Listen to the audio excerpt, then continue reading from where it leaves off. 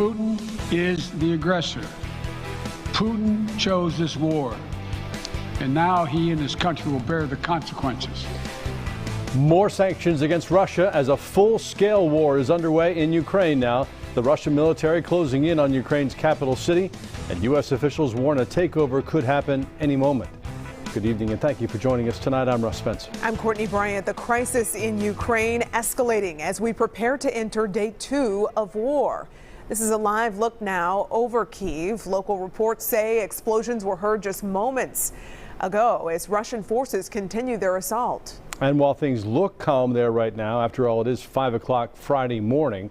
That was not the scene as the sun rose over Kyiv this morning.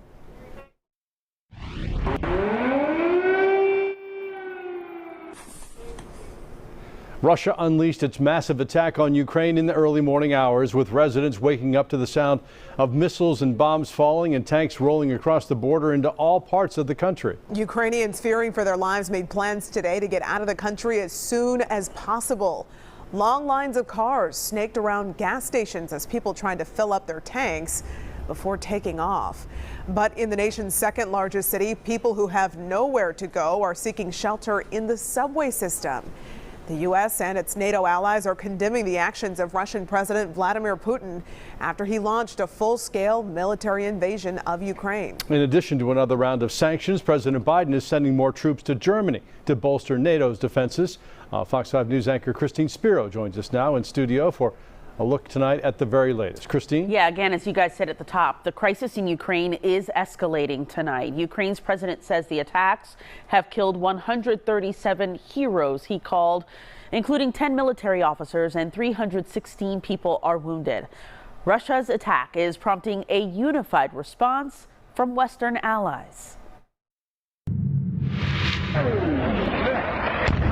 Dramatic video capturing a powerful airstrike targeting a thermal power plant in Ukraine.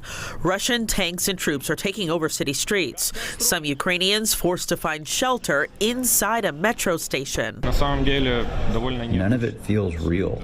I don't even know how to relate to it. Ukraine's government is reporting mounting casualties and losing ground, including the Chernobyl nuclear power plant. According to our information, the enemy has listed me as target number 1 and my family as target number 2. They want to destroy the country politically, terminating the head of state. President Biden met virtually with leaders of the G7 and announced more sanctions against Russia, but admitted it will take time for these measures to have an impact on Putin's decision-making.